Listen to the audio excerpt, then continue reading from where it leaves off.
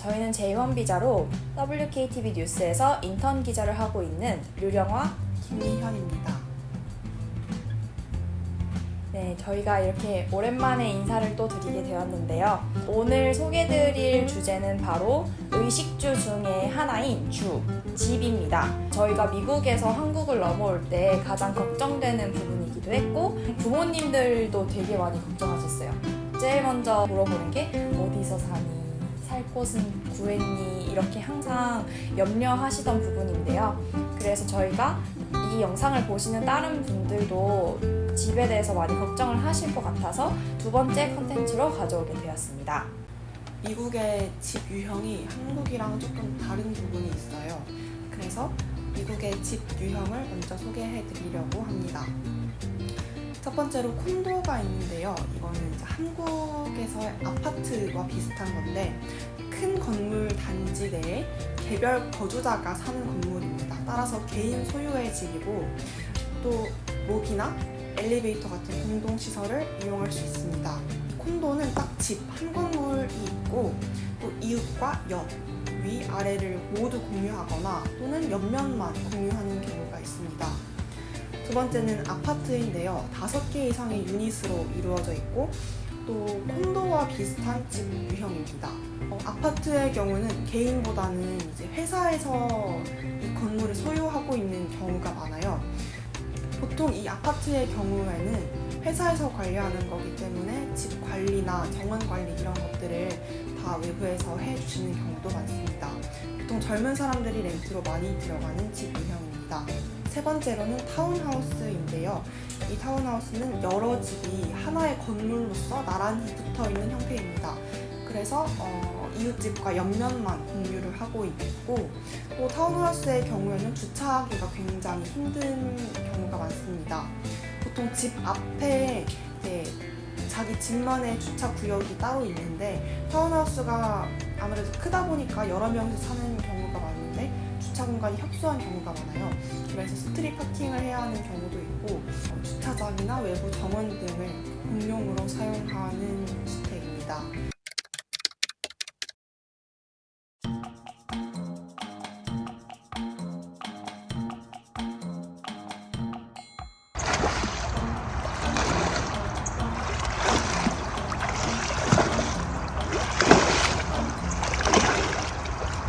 네 번째로는 싱글하우스가 있는데요. 싱글하우스는 흔히 말하는 단독주택입니다. 이웃과 공유하지 않아요.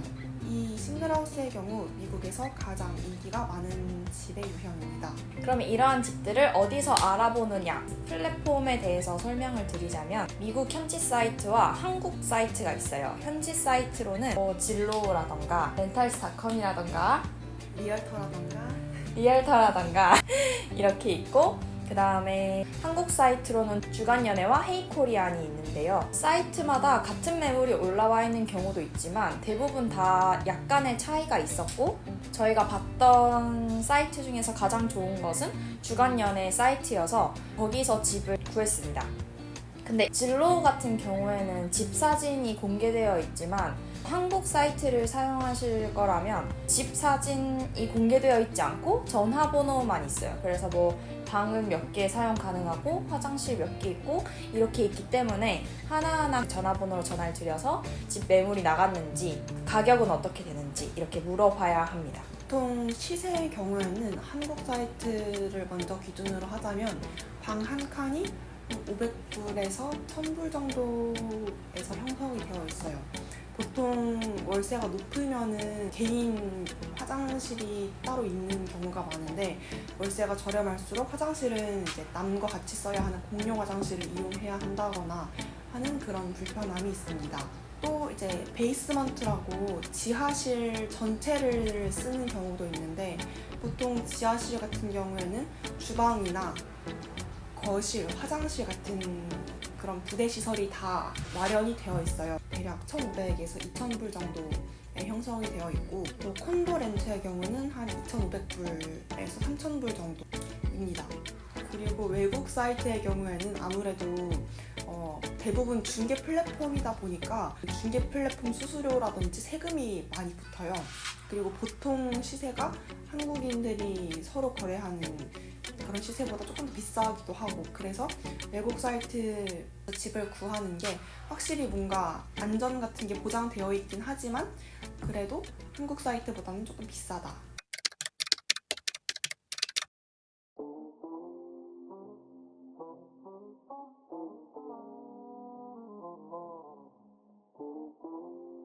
집 렌트 글 보고 연락드렸는데요. 네, 보러 가고 싶어요.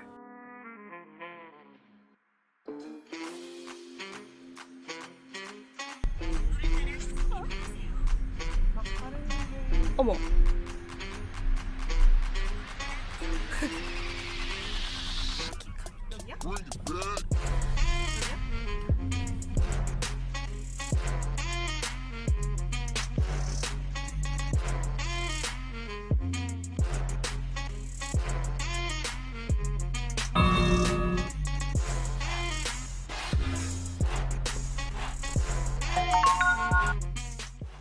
집을 볼 때 주의해야 할 사항들에 대해서 소개를 드릴 텐데요. 한국에는 전세 사기가 있다면 저희가 조심해야 할 부분은 보증금 사기입니다. 집을 들어가기 전에 한 달치 월세를 먼저 선입금하고 이것을 보증금이라 부르고, 그 다음에 방을 뺄 때 그 보증금을 돌려받는 방식으로 시스템이 구성되어 있어요. 그런데 이 보증금을 돌려받을 때 왜 보증금보다 적게 받지? 하는 경우가 있을 수 있는데요. 그 이유에는 첫 번째로 쓰는 계약서에 수도세, 전기세 이런 것이 다 포함되어야 하는데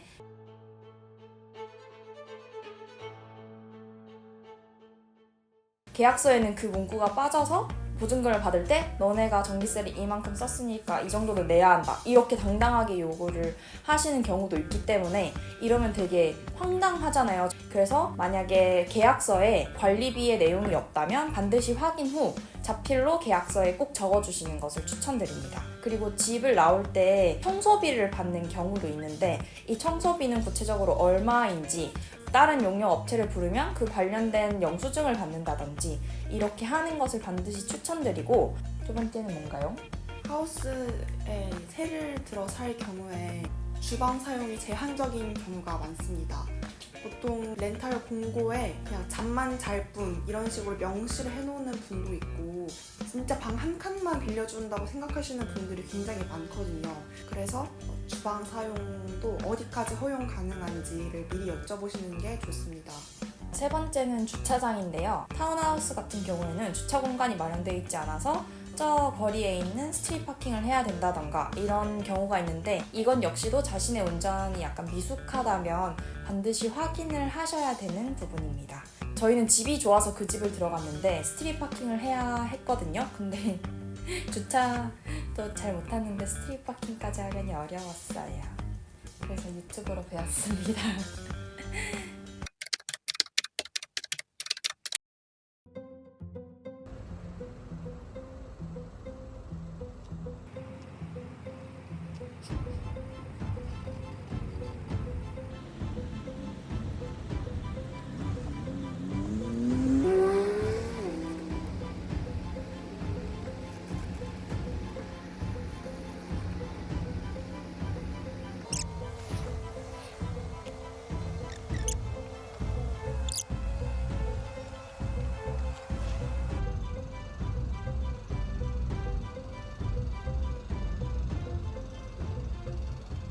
그리고 그 동네가 안전한 동네인지도 사전에 알아보셔야 되고, 또 근처에 마트가 있는지가 굉장히 중요합니다.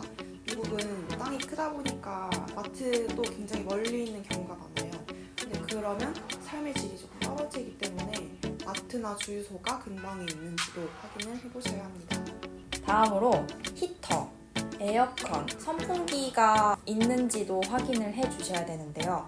어떤 집의 경우에는 히터가 나온다 이렇게 말씀을 해주셨어도 히터가 사실상 안 나와서 되게 추운 경우도 있었고, 그러면은 전기장판이나 이런 것을 따로 구매를 하셔야 되기 때문에 히터나 에어컨 이런 것들이 잘 구비되어 있는지도 확인을 꼭 해주셔야 되고요. 제가 새로 이사간 집에는 에어컨을 따로 설치해 주셨어요. 감사합니다. 그리고 들어가기 전에 방이나 화장실 사진을 찍어 놓으시는 게 좋습니다. 이후에 하자가 발견되면 나중에 집을 뺄 때 청구를 할 수가 있는데 그게 본인이 한 게 아니라면 억울한 상황이 생길 수가 있어서 입주하기 전에 미리 찍어 놓으시는 게 좋습니다. 네, 이렇게 집에 대해서 저희가 설명을 드렸는데요. 미국 와서 가장 큰 돈 거래가 사실상 집이잖아요. 미국에 처음 오시면 잘 모를 수 있다는 그런 생각이 정말 뇌를 지배하거든요. 주인분께서 너네 뭐 미국 처음 와서 너네 물가 잘 모르잖아, 성악 모르잖아, 이렇게 말씀을 하실 수 있어요. 무조건 한국 사람이라고 다 착하다고 생각하면 안 되고, 이런 말을 했을 때 나중에 확인해서 다시 연락드리겠습니다 해서 다른 지인분한테 여쭤봐서 주인분께서 주장하는 게 맞는지를 꼭 확인하실 것을 저희가 강조드리고 싶습니다. 네, 그러면 여기까지 버지니아에서 집 구하기를 알려드렸습니다.